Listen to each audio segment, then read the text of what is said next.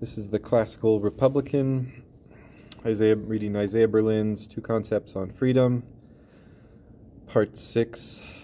The Search for Status. There is yet another historically important approach to this topic, which by confounding liberty with her sisters, equality and fraternity, leads to similarly illiberal conclusions. Ever since the issue was raised towards the end of the 18th century, the question of what is meant by an individual has been asked persistently and with increasing effect. Insofar as I live in society, everything that I do inevitably affects and is affected by what others do. Even Mill's strenuous effort to mark the distinction between the spheres of private and social life breaks down under examination. Virtually all Mill's critics have pointed out that everything that I do may have results which will harm other human beings. Moreover, I am a social being in a deeper sense than that of interaction with others. For am I not what I am, to some degree, in virtue of what others think and feel me to be? When I ask myself what I am and answer an Englishman, a Chinese, a merchant, a man of no importance, a millionaire, a convict, I find upon analysis that to possess these attributes entails being recognized as belonging to a particular group or class by other persons in my society, and that this recognition is part of the meaning of most of the terms that denote some of my most personal and permanent characteristics. I am not disembodied reason, nor am I Robinson Crusoe, alone upon his island. It is not only that my material life depends upon interaction with other men, or that I am what I am as a result of social forces, but that some, perhaps all, of my ideas about myself, in particular my sense of my own moral and social identity, are intelligible only in terms of the social network in which I am. The metaphor must not be pressed too far, an element. The lack of freedom about which men or groups complain amounts as often as not to the lack of proper recognition. I may be seeking not for what Mill would wish me to seek, namely security from coercion, arbitrary arrest, tyranny, deprivation of certain opportunities of action, or for room within which I am legally accountable to no one for my movements. Equally, I may not be seeking for a rational plan of social life or the self-perfection of a dispassionate sage. What I may seek to avoid is simply being ignored or patronized or despised or being taken too much for granted. In short, not being treated as an individual, having my uniqueness insufficiently recognized, being classed as a member of some featureless amalgam, a statistical unit without identifiable, specifically human features and purposes of my own. This is the degradation that I am fighting against, not equality of legal rights, nor liberty to do as I wish, although I may want these too, but for a condition in which I can feel that I am, because I am taken to be a responsible agent whose will is taken into consideration because I am enlightened and because I am entitled to it, even if I am attacked and persecuted for being what I am or choosing as I do. This is the hankering after status and recognition. The poorest, he that is in England, hath a life to live as the greatest he. I desire to be understood and recognized, even if this means to be unpopular and disliked. And the only persons who can so recognize me and thereby give me the sense of being someone are the members of the society to which historically, morally, economically, and perhaps ethnically I feel that I belong. My individual self is not something which I can detach from my relationship with others, or from those attributes of myself which consist in their attitude towards me. Consequently, when I demand to be liberated from, let us say, the status of political or social dependence, what I demand is an alteration of the attitude towards me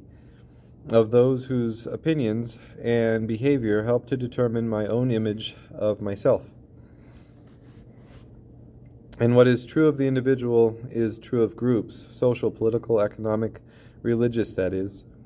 of men conscious of needs and purposes which they have as members of such groups. What oppressed classes or nationalities as a rule demand is neither simply unhampered liberty of action for their members, nor above everything equality of social or economic opportunities, still less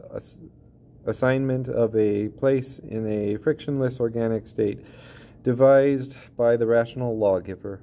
What they want, as often as not, is simply recognition of their class or nation or color or race as an independent source of human activity, as an entity with a will of its own, intending to act in accordance with it, whether it is good or legitimate or not, and not to be ruled, educated, guided, with however light a hand, as being not quite fully human, and therefore not quite fully free. This gives a far wider than a purely rationalist sense of Kant's paternalism is the greatest despotism imaginable. Paternalism is despotic, not because it is more oppressive than naked, brutal, unenlightened tyranny, nor merely because it ignores the transcendental reason embodied in me, but because it is an insult to my conception of myself as a human being, determined to make my own life in accordance with my own, not necessarily rational or benevolent purposes, and above all, entitled to be recognized as such by others. For if I am not recognized, then I may fail to recognize, I may doubt my own claim to be a fully independent human being. For what I am is, in large part, determined by what I feel and think. And what I feel and think is determined by the feeling and thought prevailing in the society to which I belong, of which, in Burke's sense, I form not an isolable atom, but an ingredient, to use a perilous but indispensable metaphor, in a social pattern. I may feel unfree in the sense of not being recognized as a self-governing individual human being, but I may feel it also as a member of an unrecognized or insufficiently respected group. Then I wish for the emancipation of my entire class or community or nation or race or profession. So much can I desire this, that I may, in my bitter longing for status, prefer to be bullied or misgoverned by some member of my own race or social class by whom I am, nevertheless, recognized as a man and a rival, that is, as an equal, to being well and tolerantly treated by someone from some higher and remoter group who does not recognize me for what I wish to feel myself to be. This is the heart of the great cry for recognition on the part of both individuals and groups, and in our own day of professions and classes, nations and races. Although I may not get negative liberty at the hands of the members of my own society, yet they are members of my own group. They understand me as I understand them, and this understanding creates within me the sense of being somebody in the world. It is this desire for reciprocal recognition that leads the most authoritarian democracies to be at times consciously preferred by its members to the most enlightened oligarchies, or sometimes causes a member of some newly liberated Asian or African state to complain less today then he is rudely treated by members of his own race or nation than when he was governed by some cautious, just, gentle, well-meaning administrator from outside. Unless this phenomenon is grasped, the ideals and behavior of entire peoples, who, in Mill's sense of word, suffer deprivations of elementary human rights, and who, with other appearances of sincerity, speak of enjoying more freedom than when they possessed a wider measure of these rights, becomes an unintelligible paradox. Yet, it is not with individual liberty, in either the negative or in the positive senses of the word, that this desire for status and recognition can easily be identified. It is something no less profoundly needed and passionately fought for by human beings. It is something akin to, but not itself, freedom, although it entails negative freedom for the entire group. It is more closely related to solidarity, fraternity, mutual understanding, need for association on equal terms, all of which are sometimes but misleadingly called social freedom. Social and political terms are necessarily vague. The attempt to make the vocabulary of politics too precise may render it useless. But it is no service to the truth to loosen usage beyond necessity. The essence of the notion of liberty, both in the positive and the negative senses, is the holding off of something or someone, of others who trespass in my field or assert their authority over me, or of obsessions, fears, neuroses, irrational forces, intruders, and despots of one kind or another. The desire for recognition is a desire for something different, for union, closer understanding, integration of interests, of life, of common dependence, and common sacrifice. It is only the confusion and desire for liberty with this profound and universal craving for status and understanding, further confounded by being identified with the notion of social self-direction, where the self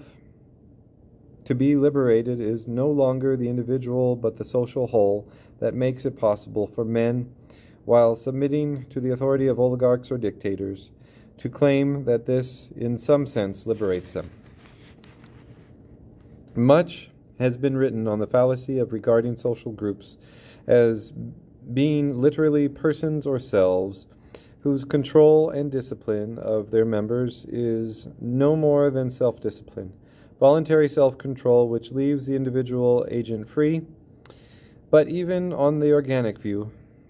would it be natural or desirable to call the demand for recognition and status a demand for liberty in some third sense? It is true that the group from which recognition is sought must itself have a sufficient measure of negative freedom from control by any outside authority. Otherwise, recognition by it will not give the claimant the status he seeks, but is the struggle for higher status, the wish to escape from any inferior position, to be called a struggle for liberty? Is it a mere pedantry to confine this word to the main senses discussed above? Or are we, as I suspect, in danger of calling any improvement of his social situation favored by a human being an increase of his liberty, and will this not render this term so vague and distended as to make it virtually useless? And yet we cannot simply dismiss this case as a mere confusion of the notion of freedom with that of status or solidarity or fraternity or equality, or some combination of these, for the craving for status is in certain respects very close to the desire to be an independent agent. We may refuse this goal, the title of liberty, yet it would be a shallow view that assumed that analogies between individuals and groups, or organic metaphors, or several senses of the word liberty, are mere fallacies, due either to assertions like of the likeness between entities in respects of which they are unlike, or simply semantic confusion. What is wanted by those who are prepared to barter their own and others' liberty of individual action for the status of their group and their own status within the group? It is not simply a surrender of liberty for the sake of security of some assured place in a harmonious hierarchy in which all men and all classes know their place and are prepared to exchange the painful painful privilege of choosing the burden of freedom for the peace and comfort and relative mindlessness of an authoritarian or totalitarian structure. No doubt there are such men and such desires, and no doubt such surrenders of individual liberty can occur, and indeed have often occurred, but it is a profound misunderstanding of the temper of our times to assume that this is what makes nationalism or Marxism attractive to nations which have been ruled by alien masters, or to classes whose lives were directed by other classes in a semi-feudal or some other hierarchically organized regime. What they seek is more akin to what Mill called pagan self-assertion, but in a collective, socialized form. Indeed, much of what he says about his own reasons for desiring liberty, the value that he puts on boldness and on conformity, on the assertion of the individual's own values in the face of the prevailing opinion, on strong and self-reliant personalities free from leading strings of the official lawgivers and instructors of society,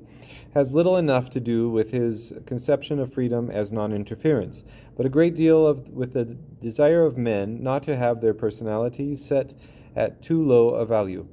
assumed to be incapable of autonomous, original, authentic behavior, even if such behavior is to be met with opprobrium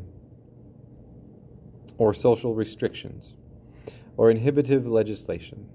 This wish to assert the personality of my class, or group or nation, is connected both with the answer to the question, what is to be the area of authority? For the group must not be interfered with by outside masters, and even more closely with the answer to the question, who is to govern us, govern well or badly, liberally or oppressively, but above all who? And such answers by representatives elected by my own and others' untrammeled choice, or all of us gathered together in regular assemblies, or the best, or the wisest, or the nation as embodied in these or those persons or institutions, or the divine leader, are answers that are logically and at times also politically and socially independent of what extent of negative liberty I demand for my own or my group's activities, provided the answer to who shall govern me is somebody or something which I can represent as my own, as something which belongs to me, or to whom I belong, I can, by using words which convey fraternity and solidarity, as well as some part of the connection or connotation of the positive sense of the word freedom, which it is difficult to specify more precisely,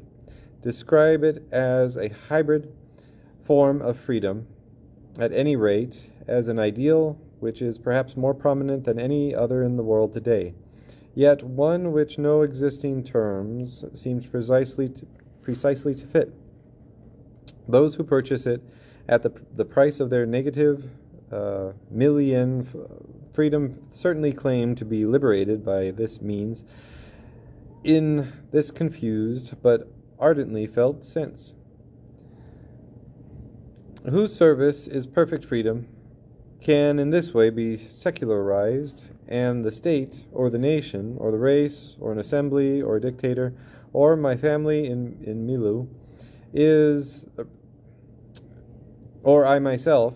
can be substituted for the deity without thereby rendering the word freedom wholly meaningless. No doubt every interpretation of the word liberty, however unusual, must include a minimum of what I have called negative liberty. There must be an area within which I am not frustrated. No society literally suppresses all the liberties of its members, A being who is prevented by others from doing anything at all on his own is not a moral agent at all, and could not either legally or morally be regarded as a human being, even if a psychologist or a biologist or even a physiologist felt inclined to classify him as a man. But the fathers of liberalism, Mill and Constant,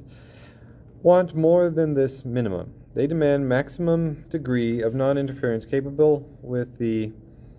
minimum demands of social life. It seems unlikely that this extreme demand for liberty has ever been made by any but a small minority of highly civilized and self-conscious human beings. The bulk of humanity has certainly at most times been prepared to sacrifice this to other goals: security, status, prosperity, power, virtue, rewards in the next world, or justice, equality, fraternity, and many other values which appear wholly or in part incompatible with the attainment of the greatest degree of individual liberty, and certainly do not need it as a precondition for their own realization. It is not a demand for Lebensraum for each individual that has stimulated the rebellions and wars of liberation for which men were ready to die in the past, or indeed in the present. Men who have fought for freedom have commonly fought for the right to be governed by themselves or their representatives, sternly governed, if need be, like the Spartans, with little individual liberty, but in a manner which allowed them to participate, or at any rate to believe that they were participating, in the legislation and administration of their collective lives. And men who have made revolutions have, as often as not, meant by liberty no more than the conquest of power and authority by a given sect of believers in a doctrine, or by a class, or by some other social group, old or new. Their victories certainly frustrated those whom they ousted, and sometimes repressed, enslaved, or exterminated vast numbers of human beings. Yet such revolutionaries have usually felt it necessary to argue that, despite this, they represented the party of liberty, or true liberty, by claiming universality for their ideal, which the real selves of even those who resisted them were also alleged to be seeking, although they were held to have lost the way to the goal, or to have mistaken the goal itself, owing to some moral or spiritual blindness. All this has little to do with Mill's notion of liberty, as limited only by the danger of doing harm to others. It is non-recognition of this psychological and political fact, which lurks behind the apparent ambiguity of the term liberty, that has, perhaps, blinded some contemporary liberals to the world in which they live. Their plea is clear, their cause is just, but they do not allow for the variety of basic human needs, nor yet for the ingenuity with which men can prove to their own satisfaction that the road to one ideal also leads to its contrary.